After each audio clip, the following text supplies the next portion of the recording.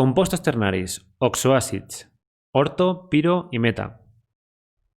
La nomenclatura orto, piro i meta és molt antiga i ja no s'utilitza en la majoria de combinacions de l'hidrogen i oxigen amb els no metals, però sí que se segueix utilitzant en les excepcions, el bor, silici, fòsfor, arsènic i antimoni.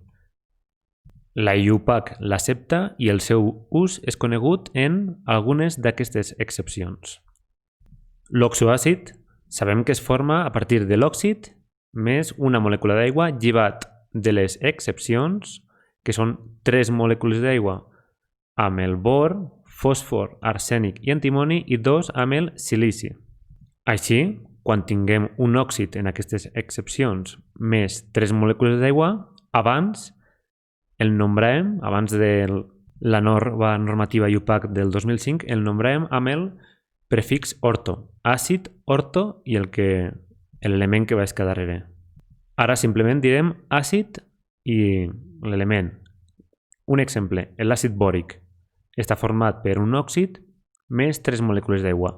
Abans dèiem àcid ortobòric i ara simplement direm àcid bòric, però sabem que és un òxid més 3 molècules d'aigua. Orto significa normal, correcte. D'aquí quan ens fiquem una ortodòncia és la paraula ortodòncia. Per això el prefix orto s'aplica en general a l'àcid més comú, el més estable. Del bor, l'àcid més estable serà el que formarà l'òxid més 3 molècules d'aigua. En els altres casos, que no són excepcions, els àcids més estables seran els que formaran el seu òxid amb només una molècula d'aigua. Seguim amb les excepcions.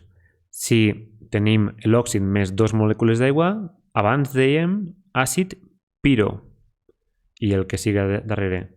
I ara direm àcid di i l'element que siga. Quan escalfem un àcid, orto tendeix a perdre aigua. El producte en diem piro. Piro ve del grec foc, calor.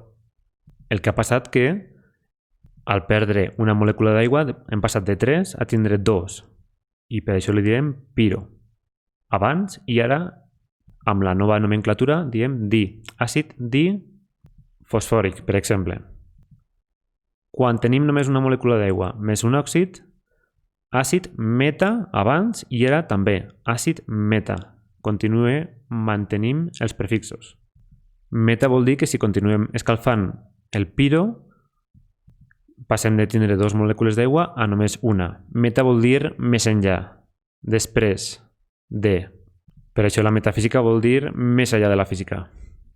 Resumint, caldrà tindre en compte per a les excepcions, aquestes d'aquí, sobretot bor, silici, fòsfor, arsènic i antimoni, els prefixos di i meta actualment. Però si consulteu llibres antics trobareu també orto, piro i meta.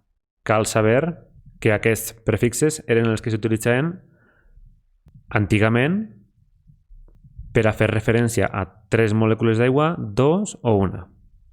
En els següents vídeos trobareu aquestes excepcions i podreu comprovar quan utilitzem cadascun d'aquests prefixes.